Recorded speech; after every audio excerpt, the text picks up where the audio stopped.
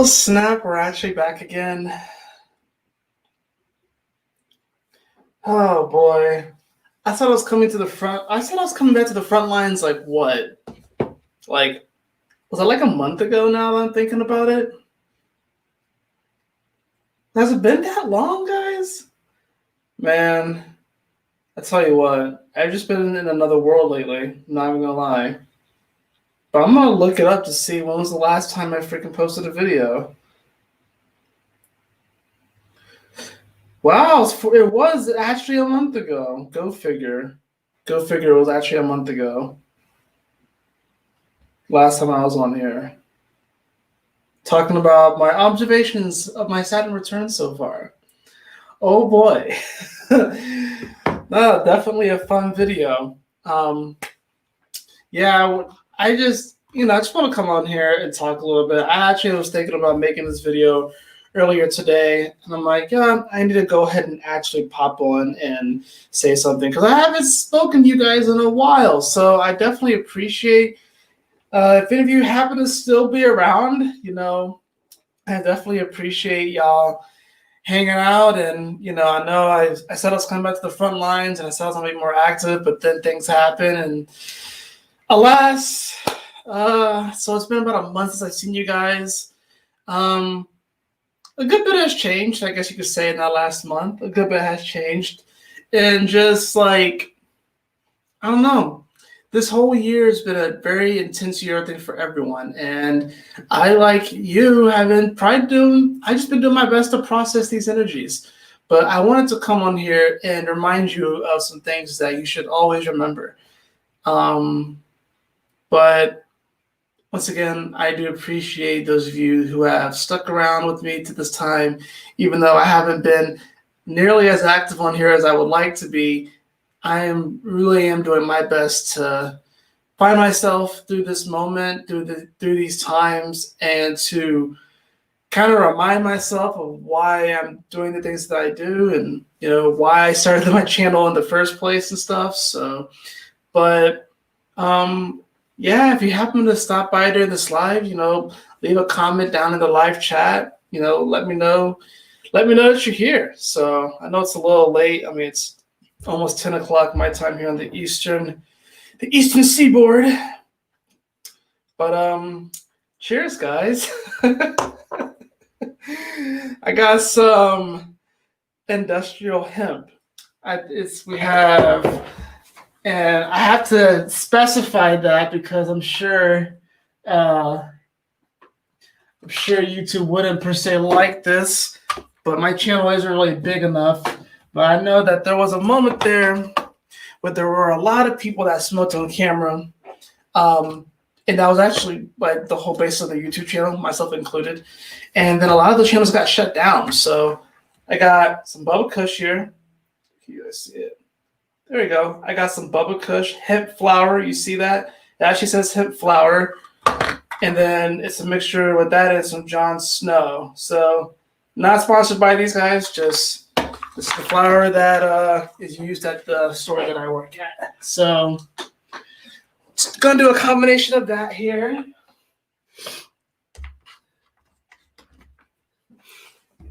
Gonna be as real and authentic with you all. But how have y'all been? How have y'all been this past month? What has been going on? There's been a lot that's been going on in the world. But what's been going on in your world,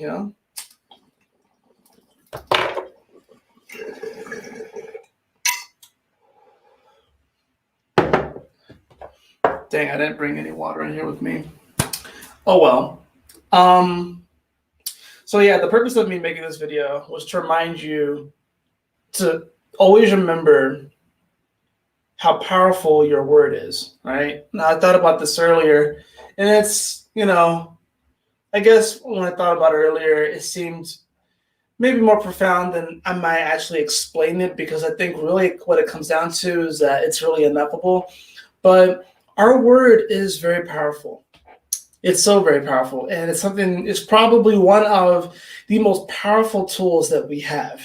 Being able to, through vibrations that I can go to my neck and feel, that somehow it creates this auditory sensation and is able to convey this message, which conveys meaning to you all.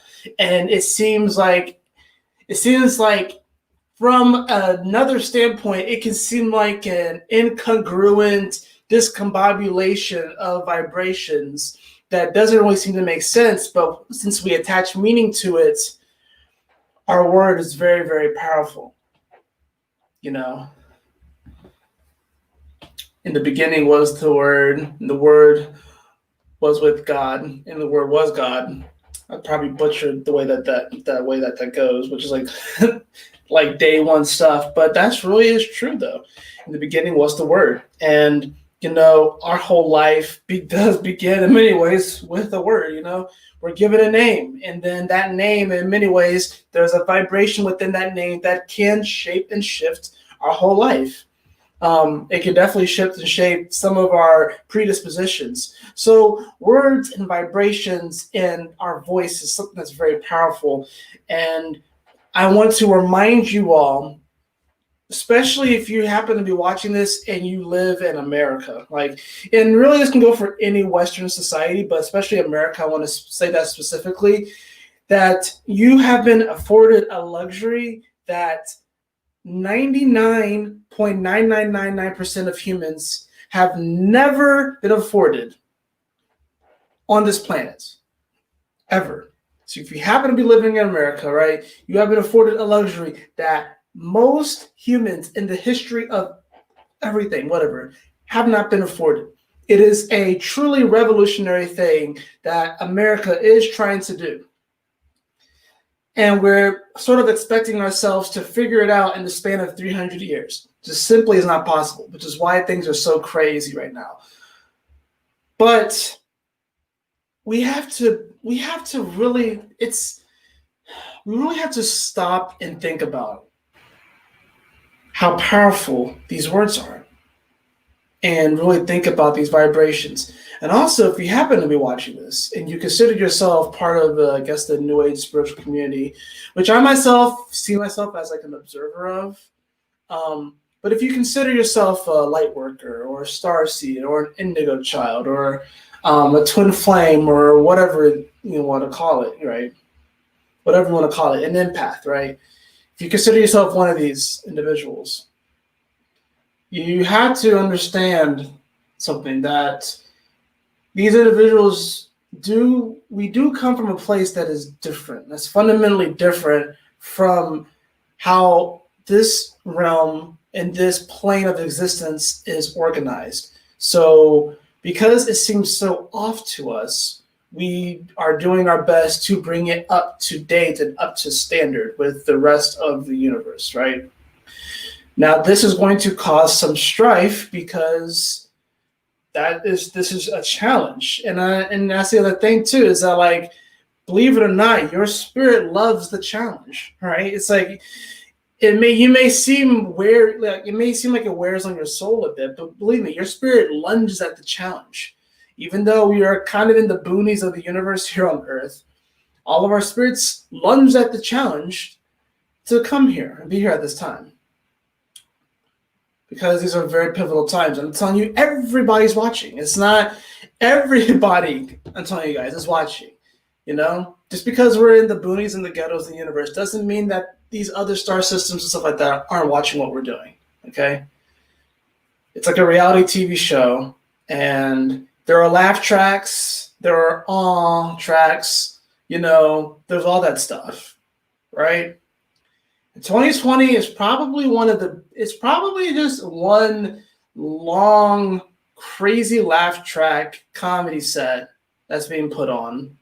And it's like we're in the audience throwing tomatoes at the performers on stage, but not realizing that we're still a part of the act, and then we're upset at the act. That does not even make any sense. This year is the year of the big reflection. So each and every one of us is having to look deep within ourselves to figure out who we are, what is our resolve, why are we here in the first place. For me, what has become more and more prevalent within my spirit is that kindness will prevail. And within kindness is kin, and I see everyone as my kin.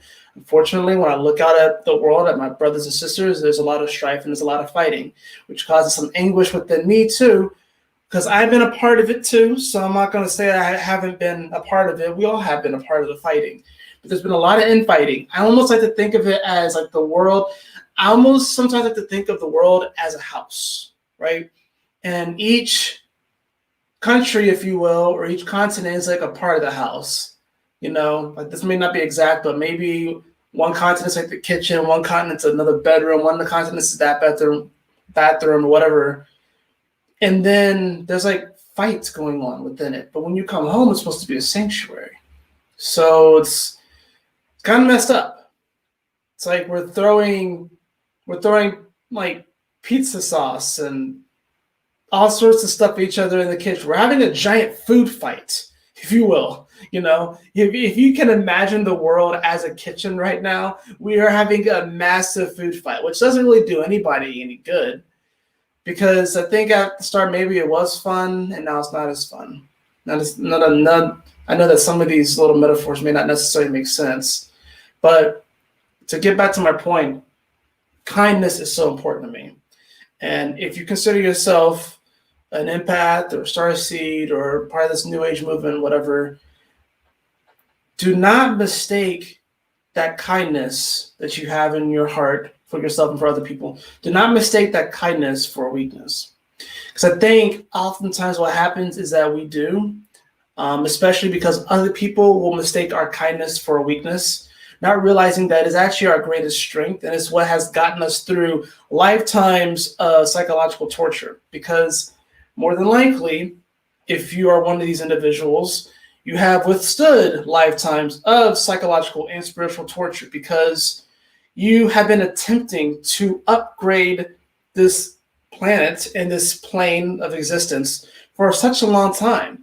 And now things are getting to a head where more and more people are becoming aware and are becoming awake or woke, whatever you want to call it. I don't like the whole thing. I don't like the whole woke thing either. So, and I myself have been finding myself more interested in politics. I actually wanted to know who my local representatives are and stuff like that too. I remember I spent a whole night, I stayed up to like 3 or 4 o'clock in the morning looking at who were my representatives because I didn't know. I think it's important to know. That's how you know you're going through a Saturn return, is when you're actually becoming more interested in politics, which honestly makes sense if you think about it. Cheers.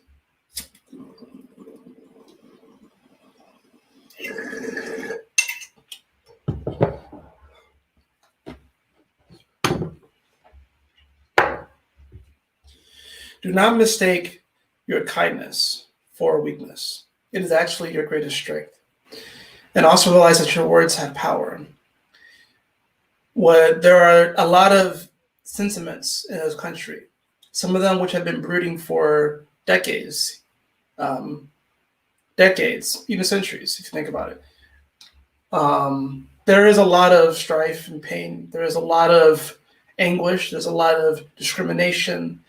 There's a lot of these things. But I want to encourage you to close your eyes and open your eye to who the true enemy is. Because there is a war right now for your mind. There's a psychological and a spiritual war, and it's a war that you cannot see, but it is there. We all can feel it. It's just that some of us are pointing the finger to their surrogates. And while these surrogates need to be ousted and exposed and held accountable for what they have done, they ultimately are not our enemy. So I'm not saying that these really powerful individuals on this planet, I'm not saying that they aren't our enemy, because they are certainly a part of the problem. But the enemy is actually hidden. It's an enemy that we cannot perceive with our 5 senses. Okay? And it's funny that we only have 5 senses when really we have 360. But anyways, or they told us we only have 5 senses. They shut off all the other senses that we have because we have more than 5 senses. But the enemy of this war is a hidden one. but they have us throwing shit at each other, and they have us blaming each other. They have us blaming the small man and the middle man, right? My thing when it comes to a lot of the discriminations, the racial disparities, and all this sort of stuff that are happening, albeit racial or I guess gender politics, sexual stuff, and everything else like that, religious executions. My thing is that really there is a small percentage of people at the top that are controlling all of this shit, right? This is no conspiracy either. There's a small percentage of people that are controlling that shit. And they're causing everyone else to fight amongst themselves, the 99.999% of people, right? Here's my thing. These people that control everything need to be exposed and brought to the light and ousted and held accountable for their actions.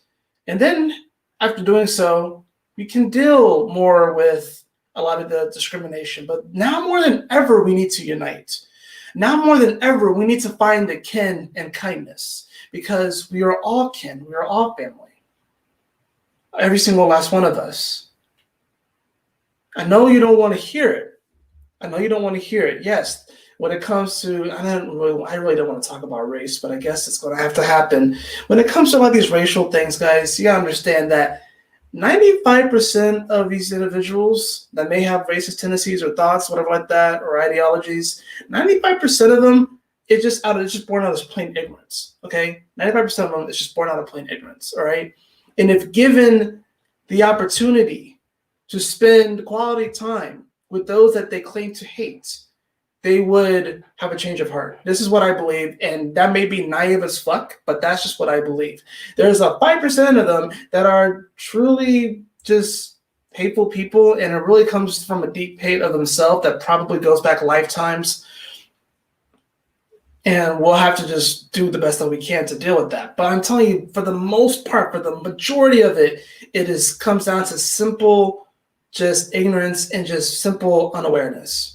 They just don't know. They just don't know. It may sound crazy. They just don't know.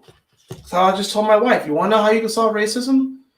You take an individual that may be racist against, let's just take the classic example, I guess, since that's what we're fighting over right now, because we think the issue is black and white, right? Let's just take a racist white person and put them in the house of a black family for a month and see what happens. Because they'll realize that there's a structure, there's a mom, there's a dad, there's a son, there's a daughter. They have issues, they fight, they bicker, they love, they make up. They're human. I guarantee you, at least 95% of people, 95%, if they were in close quarters with these individuals on a day-to-day basis for like a month, maybe 2 or 3 months, whatever, then that hole in their heart would be healed, because they'll see that we're all surely just family. And yeah, maybe I am very naive about that. Maybe that's my Pisces moon talking. Maybe that's my Pisces moon in the 4th talking. It could be my Venus and Libra talking as well. So yeah. But it's something that I should truly believe. Because I feel like I know that we're all born in love. And we're all born perfect. But we've been conditioned away from that. And here's the thing, though. We're going to make mistakes. But even in our mistakes, we're still perfect. At least I feel that way. So long as we maintain that connection to whatever you really want to call it, it's really ineffable, right? God, the universe, electricity, whatever you want to call it, right? Yeah. And we always have that connection. It's just whether or not we can see it or not, whether or not we can acknowledge it or not, whether we have that connection. But we always have it. But especially right now, guys, we have the sun in Leo, we have Mercury in Leo. Everyone is speaking what's on their hearts and what they're really, truly passionate about. Everyone's speaking about it, right? It won't be until Mercury hits Virgo where we start to kind of clean up the way that we say things. And things may get a little bit more politically correct, but also just a little more scientific. But right now, it's just about the passion, baby. Just about the passion. And you got Mars in its home sign of Aries, on top of Lilith, mind you. So are we surprised that things are as crazy as they are right now? Because I sure am not. I'm definitely not. And we're like barely now towards this new moon in Virgo, which I guess we could talk about that a little bit, but this is a time where we have to realize how important our word is and communication is. And we don't have to be careful about what we say, because we have to understand that those vibrations and those words do actually create our reality. I'm seeing, if I go back to the political thing, and this is my Saturn return talking, if I can go back to the political thing, I see more people, like this whole split, of course, between whether people want to support Biden or Trump, whatever, okay? I'm going to take the Biden supporters and just isolate them.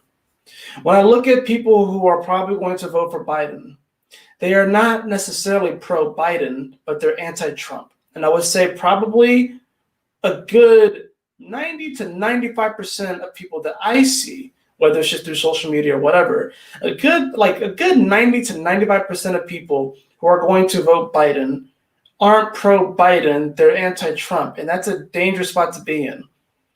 Because regardless of how you feel about Trump, or regardless of how you feel, like you can't get as emotionally riled up right now, which is funny because Venus just came into Cancer, so that's going to be kind of hard to do, right?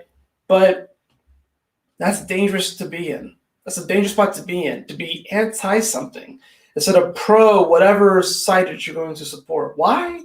Because you don't really know why would you put your trust in a particular side if the only reason why you're putting your trust in a side is because you're against the other side? How do you not know that the person you're supporting may double cross you or may end up being worse? You don't know. I can't say for certain, right?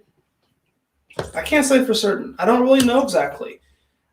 Ideally, I line somewhere in the middle. Actually, I don't even line in the middle. I line somewhere on a line that's not even on the spectrum, right?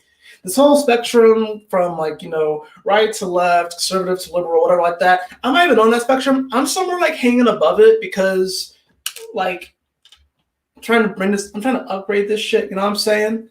The fact that we still have a 2-party system is dumb. We should at least have a 12-party system by now. If you know, you know. We should at least have a 12-party system by now. If you know, you know.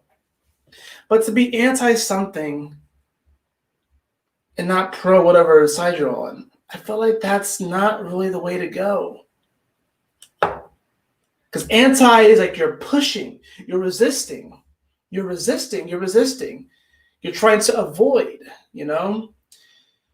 And I just don't know, especially in this kind of a case. I can understand if you came across a snake or a bear and you resisted to go in that direction, you decided to run out of the direction. I get that. But when it comes to something like this, when it comes to the state of the country, or to the state of this particular organization of humans on this earth, okay, right? Because if you go up in a plane, I can't see any lines, okay? As far as I'm concerned, there's no such thing as country. It's all a mindset, okay? As far as I'm concerned. But there's this organization of humans, okay, on this particular landmass, right? The future of it is at stake. So we have to use our voice, I feel, in a more powerful way. I don't know, a lot of people may not necessarily understand why I've taken some of the positions I've taken, because, if you happen to follow me on Facebook or anything like that, you'll see that I've been posting stuff that kind of goes against, I guess, traditionally left stuff and the liberal stuff, and I seem to be more on this Trump train, which honestly, it's here's my thing. I don't think you should even be president after you hit a certain age, right? I think you should be eligible right after your first Saturn return, okay? Right after your first Saturn return, you should be eligible to become president. And then after you hit 65, that's it. That's me. And by those criteria, Trump would be out. That being said, that's not what it is right now. So I had to throw my emotions out the window, okay? Or, you know, not be as pulled by them, I guess you could say, and just come at it from a little bit more rational standpoint. And to me, and just in my honest opinion, I feel like Trump is the best option that we got because I definitely fear the other way, but also I can also acknowledge some of the good that Trump has done too, right? But no one's perfect, right? But it's weird too, right? Because earlier on Facebook today, I saw someone say that, they're talking about, Biden having just picked his, his running mate. And these are people that consistently put down Trump. But then when it comes to Biden, it's like, oh, well, no one's perfect and stuff like that. And you know what? It's okay. We're all human. But then they don't have that same conversation. They don't hold that same heat when they're talking about Trump. And for me, it's like, whether you support Trump or not, that I don't think that's right. I don't think that you should go from one moment to being like, oh, we're human, we're not perfect, whatever like that. So I think they'll do a good job too, being like just totally trashing this other dude over here and not having that same kind of compassion for that individual. That's all I'm saying, right? So for me, when I see the media constantly bashing the dude, it kind of raises a red flag for me. And that's just what it is. But ultimately, I made this video to remind you that your word is powerful and to use it wisely and to not mistake your kindness for weakness. So I feel like a lot of times people in this community will do that. Like I said, empathic people, star seeds, light workers, whatever you really want to call yourself. A lot of times people will mistake it for kindness. And you're also seeing sort of like a weird little backlash because of it. But I also don't want you to lose faith because I think right now with how tough things have been, a lot of us have been kind of losing faith in the battle. But we have to realize that the enemy is an unseen enemy. It's a psychological and spiritual war, and we can't see the enemy. So your enemy is not your family members that disagree with you. Your enemy is not these politicians that seem to just be selling themselves out. It's not even these corporate shills.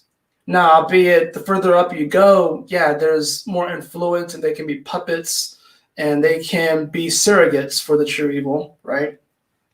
But they're not really the problem, right? They're not really the true evil that's guiding all of this bullshit, okay? So I know it's been tough for a lot of us to go through this because we want to heal people, we want to heal the world, and a lot of us want to heal the world. A lot of us have a hero complex. Let's just be real about it. A lot of people who are empathic or light workers or star seeds, whatever like that. A lot of us have a hero complex, but not in the sense that it's more like a hero complex in a fantasy kind of sense. You know what I mean? Where we're gonna kind of swoop in with our sword, whatever like that, and vanquish whatever, blah blah blah. A lot of us kind of have that hero complex, which is why a lot of that stuff kind of appeals to us. That's why a lot of us, things like Harry Potter and stuff like that appeal to us because we want to be the hero, right? Seemingly unassuming at first, but then we end up standing out. That's kind of, it's funny too because if you think of if we just use the whole Harry Potter thing. He seemed like someone that really wouldn't stand out, and then he ends up being a part of the class of Gryffindor, which is this regal freaking eagle lion, which is definitely very Leo-like energy, And here's the thing, guys, we're going into the age of Aquarius. And with going into the age of Aquarius, you have to understand that it does activate the Leo energy as well. You can almost think of it as a nodal thing. You know how the nodes, you have the north node and the south node? You can almost sort of think of it as a greater node, if you will, going into this new age. Of course, there's also a part of me that's wondering if we already are in the age of Aquarius, or if we're going into the age of Aquarius, or I've been questioning that whole thing too, but I digress. That's that'll be talked for another video. But let's just say we are going into the age of Aquarius, right? It is going to activate, in a sense, that Leo energy. So we have to understand that every Leo season from here on out is going to be very important. And this Leo season is very important too, because I'm telling you, this next Leo season that we're about to hit after, in 2021, ooh, the world's going to look so different. It's going to look very different. And Aquarius, believe it or not, actually wants to, it's about community and stuff like that. But it also, there is a sense that Aquarius wants to be on stage too, right? It is a sense that Aquarius wants to be the light as well. Despite the fact that, it's in the dead of winter, or the heat of winter. Funny. But Aquarius kind of wants that energy too. Leo's just fabulous about it. Let's just be real. Leo's just fabulous about it, and they just kind of flaunt it. But Aquarius, they're similar. They're just the flip side of the coin. So they're very similar. So after we move to the stage of Aquarius, in Aquarius, these issues of humanitarianism, electricity, how we can better benefit the whole, the collective, how we can give to each other, how we can share better. Sharing is caring. These other aspects of the whole Leo energy, all right, passion, that fiery energy, that creative potential, truly expressing ourselves authentically, that loving energy. I'm not saying that other signs don't express themselves authentically. It's just that Leo, like I said, is fabulous about it. So there's going to be this sort of fabulous vibe that comes in, right? But there's also going to be this other side, the dark side of Aquarius, where they try to make everyone the same in a particular box. We're all going to be wearing freaking gray and white jumpsuits, and they want us to all be the same for the sake of equality. I'm going to burst your bubble. Equality is actually a myth, okay? We resonate similar. How do I say this actually? Equality is a myth in the way that they're trying to portray it, right? Equality is true in the sense that we are all connected to the Creator. We're all connected to whatever you want to call it, the source of creation, that energy, and we're all co-creators, and we all have infinite potential to do and create in the way that we were created to do so. If I made any sense there, right? Now, what we do with that potential is up to us to a certain extent until, Saturn comes in and these other planets and God comes in and starts to, put things in our life. But it's an intelligent design. It's hard to describe, guys. It's ineffable. It really is. It's hard to describe because sometimes I don't want to really talk about it because I feel like my words don't do it justice, right? We are equal in that sense. But as far as other things, it's clearly not equal, okay? Like, there are some people that are born to be athletes. There are some people that are born that are just simply good at science. There are some people that are born that can paint murals like no one else, okay? So we are equal in the sense that we all, like I said, come from the Creator. We all are unique expressions of the divine, and we are all star children. We are all beautiful sun children. Like when you look at the sun card in tarot, it usually shows like a baby, like riding on top of like a horse or something like that. We are all that. We're all born that way, right? In that sense, we are equal. But in other senses, we are simply not equal. It just simply is what it is. But there's going to be a narrative that's going to get pushed during the stage of Aquarius that we are all equal in that way. And they're going to try and keep everyone in a particular box, and they're going to have us all wearing gray and white jumpsuits. And there's going to be no sense of individuality. There's going to be no sense. We're going to just disappear into the crowd, become a drone, if you want. That's the flip side of it.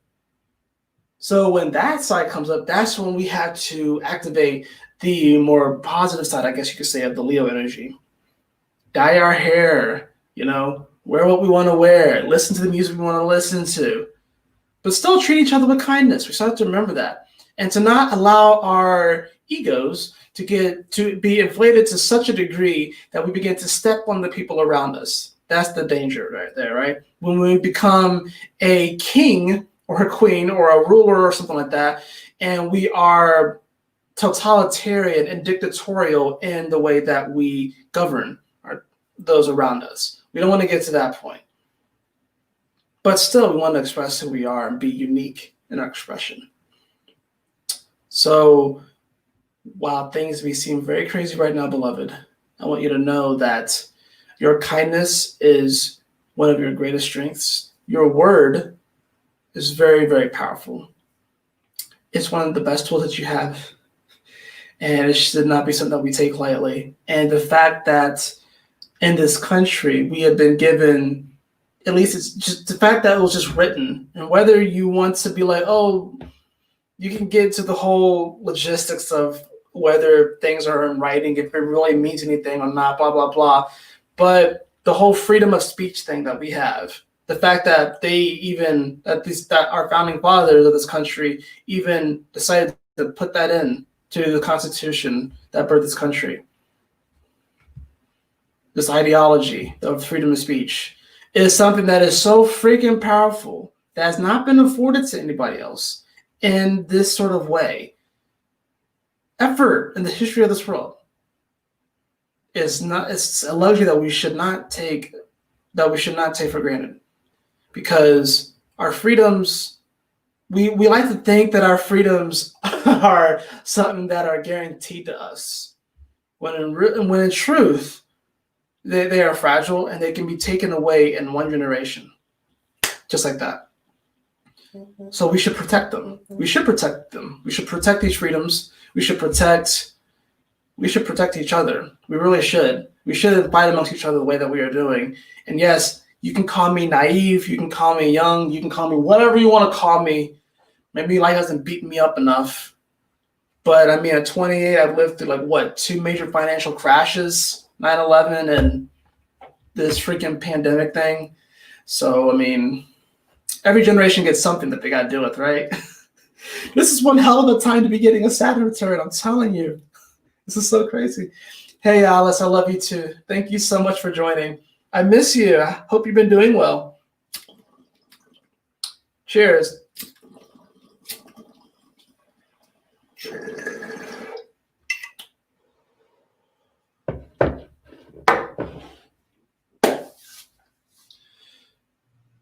Ah, man, I haven't made a video in such a while, guys. I love you all so much. I didn't really want to be on here for too long, but I'm going to get back and enjoy the rest of my evening. But thank you so much for joining me. I know I kind of rambled and probably went a little bit all over the place, and maybe I didn't necessarily make sense at some points throughout this.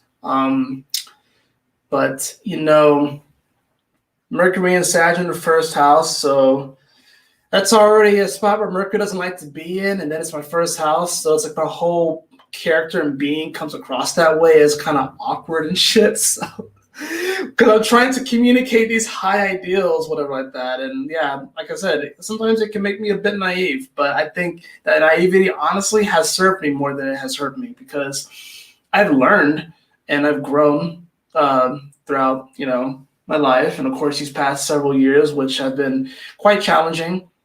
Just from an internal spiritual place and psychological place, these past few years have been challenging, but also been very rewarding as well. And I've learned so much about myself and what I'm capable of, and what's possible. So anything's possible, including making it through this, because I feel like one of my principal guides is really just me coming from the future, just speaking to me. So I make a practice of sort of envisioning my future self talking to me.